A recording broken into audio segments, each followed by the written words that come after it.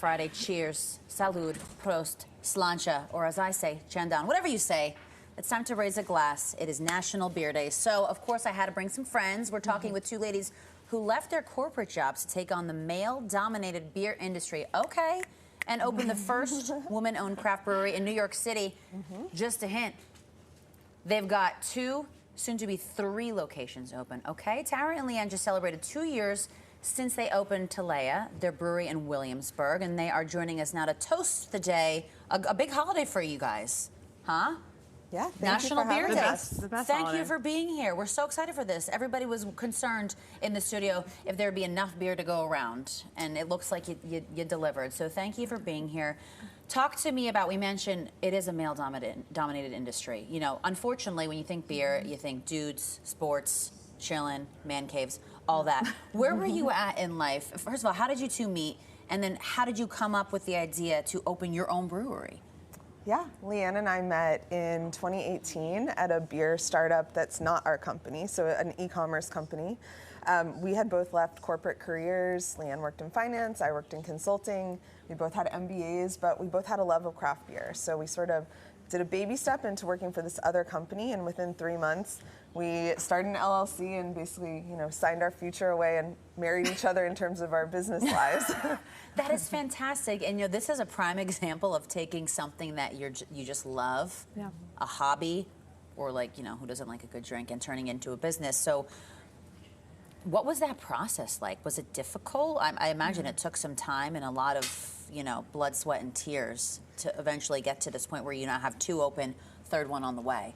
Yeah, it was a leap of faith for sure. The first company either of us ever started, but we felt strongly that out of the 9,000 breweries in the U.S., we could bring a different experience and a different product to the market. So less than 3% of those 9,000 breweries are owned exclusively by women, and there were none in New York City. So we wanted to make our mark and provide beers and an experience that catered to consumers like us. I wonder if you could get into a little bit more detail on what you were just saying. Your website says that your beers are made with love, which I love. I love love. I love beer. So what kind of sets you apart? I know you said there wasn't anything like this in New York City, but what is the Talea experience? We're changing the way people think about craft beer. So you mentioned the man cave, the beards, the flannel. Antlers. Antlers on the wall, chalkboards. For us, our brewery is more like a light, bright, airy cafe or a winery. Okay. You can come at 9 a.m. and use our free Wi-Fi. Yes, we serve beer, but we also have free oat milk.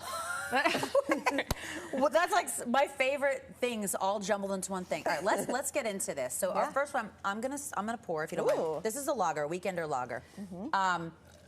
While we're doing this, I'll pour for all of us. I have restaurant experience. I wonder if you might talk to me about some trends that we're seeing in beer. You know, I'm not a beer connoisseur. I like to drink it. I don't know much about it. I know, you know, I was just saying to you guys off the air, sours I feel like are really hot right now. My boyfriend's always going for those. You know, an IPA can be a little intimidating for some. So walk me through this whole beer business. Yeah, I think the trends that we're seeing across the industry and definitely in our tap room are just a preference. Transitioning away from the very high alcohol, very high in bitterness beers and more towards light-bodied, refreshing, and a lot with fruitier flavors. So this one the smells very good. 3 you have lined up here all have very fruit-forward characteristics. 2 are brewed with fruit. So the lager you poured first is our Weekender Key Lime. So we brewed it with sea salt and key lime. Great for a michelada base. Great for just a sunny afternoon. Cheers. Okay, we're gonna sip. In my unexpert opinion, I get the beer smell, but I get an elevated taste. Great. It is very light and refreshing. They're like, good. All right, let me try the hazy IPA, and I'll let you continue on. Sure. So the hazy IPA, it's brewed with a ton of hops, but the hops are added at a colder point in the fermentation process, so it's nice and fruity, floral, crisp.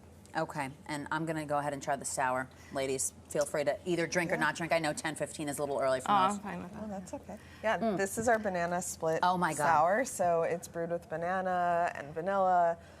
There's a nice sweetness, a little marshmallowy note, and Yeah, and cherries. So it's really like dessert in a glass, and we actually serve a slushie made with this beer with whipped cream and a maraschino cherry on top. Okay, so they brought their favorite beers. I brought mine. That are over here. Like I said, you're the professionals. Thank you so much for being here. We're going to drink more beer and have pretzels because you can't have beer without a snack.